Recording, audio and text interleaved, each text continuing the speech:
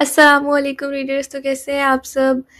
میں آپ سب کی ہوسٹ، دوست اینڈ کو رائٹر آف قرۃ العین ناول ماریہ آصف۔ امید کرتی ہوں آپ سب ٹھیک ہوں گے، خیریت سے ہوں گے اور آج کی قسط کا انتظار کر رہے ہوں گے، جو کرنا بنتا بھی ہے۔ آج کی قسط پہلے سے تھوڑی لینتھی ہے، تو آپ لوگ اسے انجوائے کرنا۔ آپ لوگ بار بار کمنٹس میں کہہ رہے تھے کہ لینتھی پارٹ چاہیے، تو آج پوری کوشش کی ہے لینتھی پارٹ دینے کی۔ اب ہم اپنی قسط کی طرف آتے ہیں، جو کہ ہے قسط نمبر 24 اور اس کا بھی پارٹ 2 ہے۔ یہاں پہ مینشن نہیں کیا، لیکن کیپشن میں مینشن ہوگا، تو آپ لوگ مینیج کر لینا۔ پھر زیغم نے سعدیہ بیگم کو بتایا کہ کیسے ان لوگوں کا ایکسیڈنٹ ہوا تھا جب وہ تینوں چھوٹے سے عالم کے ساتھ واپس آئے تھے، کس طرح مشی کوما میں چلی گئی۔ اس نے سعدیہ بیگم کو عالم کے بارے میں بھی بتایا اور اس کی تصویریں بھی دکھائیں۔ کیا مشی کومے سے باہر نہیں آئی؟ مشی کا ذکر گول کرتے دیکھ سعدیہ بیگم نے دھڑکتے دل سے پوچھا، جس پر زیغم کا نفی میں ہلتا چہرہ انہیں تڑپا گیا تھا۔ مشی تو انہیں پہلے ہی بہت عزیز تھی اور ان کے بیٹے سے منسلک ہونے کے بعد تو جیسے مزید پیاری ہو گئی تھی۔ اگر مشی تکلیف میں تھی تو افنان کون سا سکون میں ہوگا؟ اس خیال نے جیسے ان کے جسم سے سارا خون نچوڑ لیا تھا، اور زیغم اس کے تو جیسے کسی نے زخم ہی ادھیڑ دیے تھے۔ اس کے باپ کا ایک غلط فیصلہ، ان کی ضد اور انا نے سب کچھ ختم کر دیا تھا۔ کیوں ہوتے ہیں بڑے ایسے؟ کیوں انہیں صرف اپنی انا عزیز ہوتی ہے؟ اتنی تیز ڈرائیونگ کی بدولت ہی وہ 45 منٹ کا راستہ 20 منٹ میں طے کیے سلطان مینشن کے سامنے تھی۔ راستے سے اس نے بکے اور کچھ گفٹس بھی لے لیے تھے۔ وہ گاڑی لے کر اندر آئی اور اسے کار پورچ میں کھڑا کیے مرر سے اپنا حجاب دیکھنے لگی۔ قیوم تو حیران تھا، اس گھر سے تعلق رکھنے والے دو پرانے واپس لوٹ آئے تھے، اور وہ بھی ایک ساتھ۔ الہی خیر، وہ بڑبڑا کر رہ گئے۔ اینی لاؤنج سے گزرتی ابھے آگے بڑھتی کہ ایک منظر نے اسے قدم روکنے پر مجبور کیا۔ سعدیہ بیگم کی گود میں کسی آدمی کا سر تھا، اور چہرہ گود میں چھپا ہونے کے باعث نظر نہیں آ رہا تھا۔ یہ کون ہے؟ وہ بے ساختہ سوچ میں پڑی تھی۔ کہیں افنان لالا واپس تو نہیں آ گئے؟ یہ سوچ آتے ہی اس کے قدموں میں تیزی آئی تھی۔ اس پل وہ یہ بھی نہ سوچ سکی کہ اگر افنان واپس آتا تو ماہی سب سے پہلے اسے اور لیزا کو ہی بتاتی نا۔ سعدیہ آنٹی، وہ لاؤنج میں داخل ہوتی اونچی آواز سے بولی تھی۔ سعدیہ بیگم اینی کو دیکھ حیرت کا شکار ہوئی تھی۔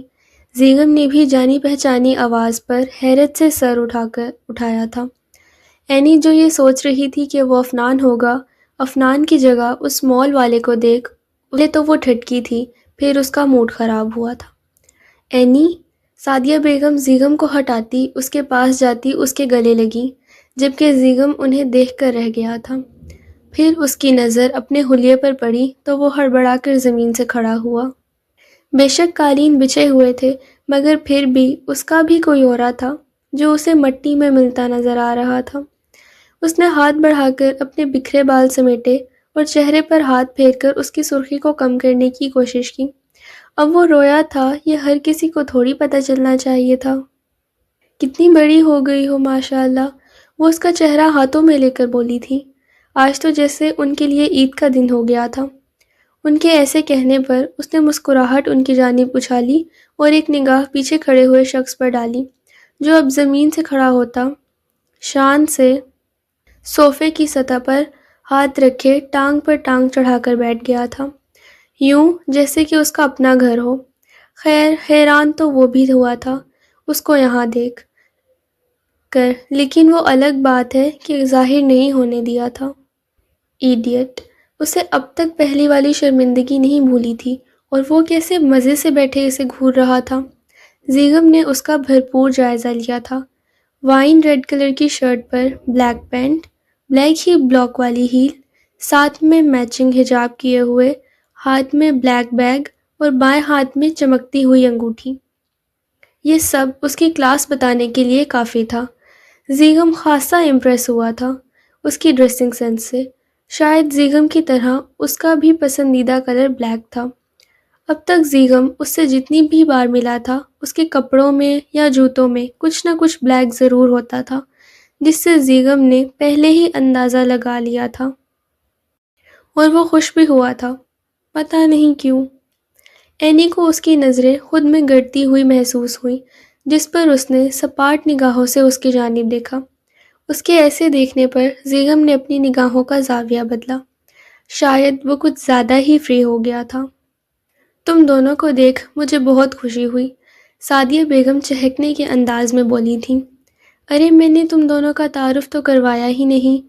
یہ ہے زیغم، افنان کا بچپن کا دوست، میرے لیے دوسرا افنان ہی ہے، اور زیغم یہ ماہی کی دوست قرۃ العین، لیکن ہم اسے پیار سے اینی کہتے ہیں۔ مجھے بالکل ماہی جیسی پیاری ہے یہ۔ یاد آنے پر انہوں نے ان دونوں کا تعارف کروایا تھا، جس کی خیر زیغم کو تو ضرورت نہیں تھی، وہ پہلے ہی اس کے بارے میں چھوٹی سی چھوٹی معلومات پتہ کروا چکا تھا۔ ہاں، مگر اسے معلوم نہیں تھا کہ اینی ماہی کی دوست ہوگی۔ البتہ اینی کو اس کی شکل کے علاوہ کچھ معلوم نہ تھا، لیکن پہلے سے ایک دوسرے سے ملنے والی بات دونوں ہی باضابطہ گول کر گئے، اور دونوں نے سر کو خم دے کر یہی ظاہر کیا کہ وہ پہلی بار ملے ہیں۔ ان سب کی کیا ضرورت تھی میری جان، تم آ گئی یہی کافی ہے، وہ گفٹس اور بوکے کی بابت بولی تھیں۔ اپنی پیاری سی آنٹی سے ملنے آ رہی تھی، ایسے آ جاتی کیا؟ وہ مصنوعی منہ بنا کر بولی تھی، جس پر زیغم کو بھی احساس ہوا تھا کہ وہ بھی یوں ہی منہ اٹھا کر خالی ہاتھ آ گیا تھا۔ اس نے خود کو خوب ملامت کی تھی۔ اف اف اف، لعنت ہے تجھ پر زیغم، تو ایسے ہی خالی ہاتھ آ گیا۔ وہ بے اختیار کر رہا تھا۔ کھانا کھائے بغیر نہیں جانے دوں گی میں تم دونوں کو، انکار کرنے کا سوچنا بھی نہیں ورنہ ناراض ہو جاؤں گی۔ ان دونوں کو انکار کے لیے منہ کھولتا دیکھ وہ ٹوک گئی تھی۔ بیٹھو تم دونوں، میں بس آئی۔ ان دونوں کو چھوڑ کر وہ ہال میں چلی گئی تاکہ کھانا لگا سکیں، جبکہ پیچھے وہ دونوں اب ایک دوسرے کو گھور رہے تھے۔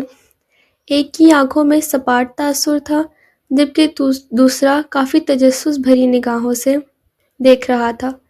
کیسی ہیں آپ؟ زیغم خلاف معمول کافی نرمی سے مخاطب ہوا تھا۔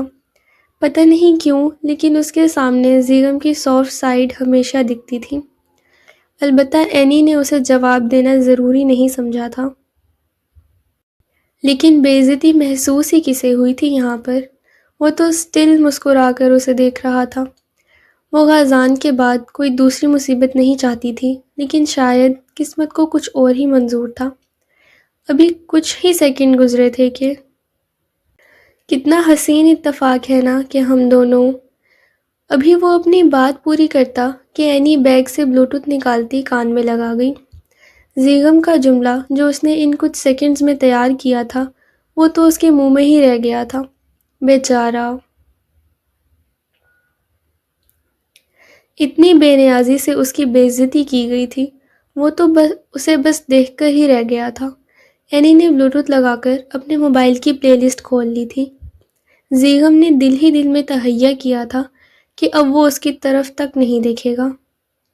لڑکیاں اس کے ایک اشارے پر مرنے کے لیے تیار رہتی، اور یہاں تو جب وہ خود فراخ دلی کا مظاہرہ کر رہا تھا تو اسے بڑھ چڑھ کر اس سے بات کرنی چاہیے تھی، اور وہ تھی کہ ہری جھنڈی دکھا رہی تھی۔ ایسے رد عمل کی توقع نہیں تھی۔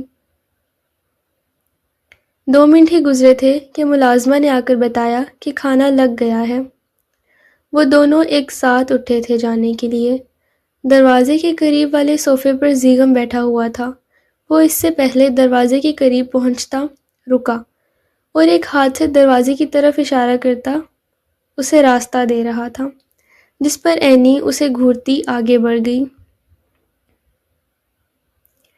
2 منٹ پہلے کیے گئے تہیے پر لعنت بھیج دی گئی تھی۔